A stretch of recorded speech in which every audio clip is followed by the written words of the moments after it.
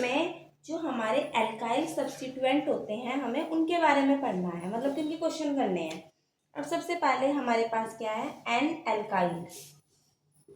इसके एग्जांपल देखें, जैसे कि हमारे पास अभी अभी हमने करा था CH3 CH2 CH2 CH2 ऐसे है। टोटल कितने कार्बन है, 1 2 3 4। तो 4 कार्बन को क्या बोलते हैं, ब्यूट। तो एन ब्यूटाइल।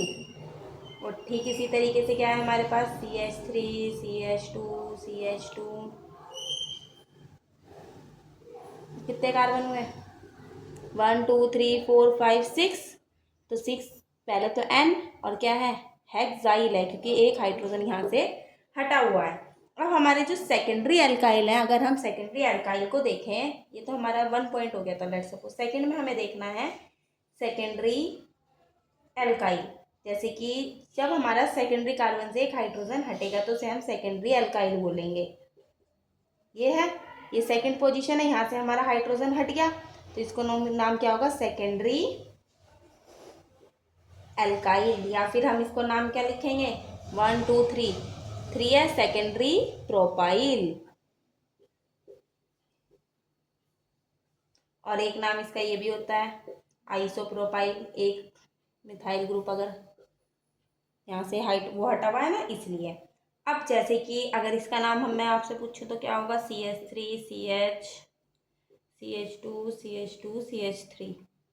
सेकेंडरी पोजीशन ये कार्बन की है, दो कार्बन एक कार्बन से जुड़े हुए हैं साइड साइड में से, तो इसका नाम क्या होगा, सेकेंडरी। टोटल कितने कार्बन, 1 2 3 4 5 पेंटाइल। ठीक है। अब हमारा जैसे कि एक और एग्जांपल लिया मैंने, टर्चरी एल्काइल। टर्चरी एल्काइल का मतलब क्या है, टर्चरी कार्बन का मतलब क्या होता है, जब एक कार्बन 3 अलग अलग कार्बन से जुड़ा हो, जैसे कि एक एरा CH3 एक एरा CH3 और एक एरा CH3, यहाँ से एक हाइड्रोजन हट गया होगा तो इसको क्या बोलेंगे हम, टर्चरी।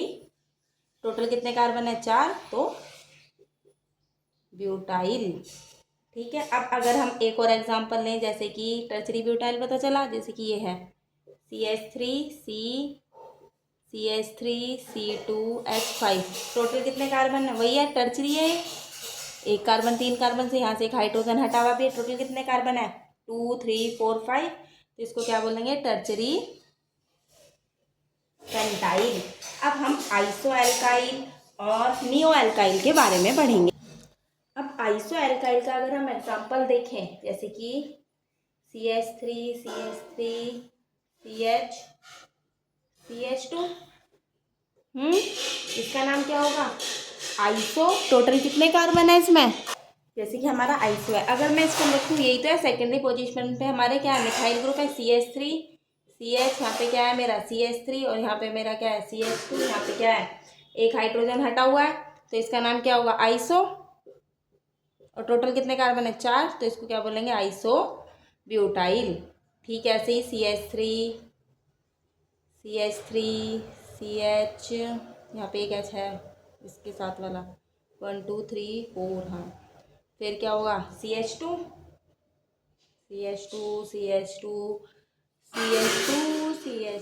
ये रहा।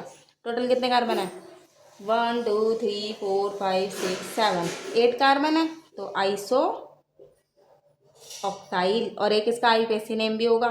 1 2 2 पोजीशन पे क्या है, मिथाइल, तो 2 मिथाइल, 1 2 3 4 5 6 7।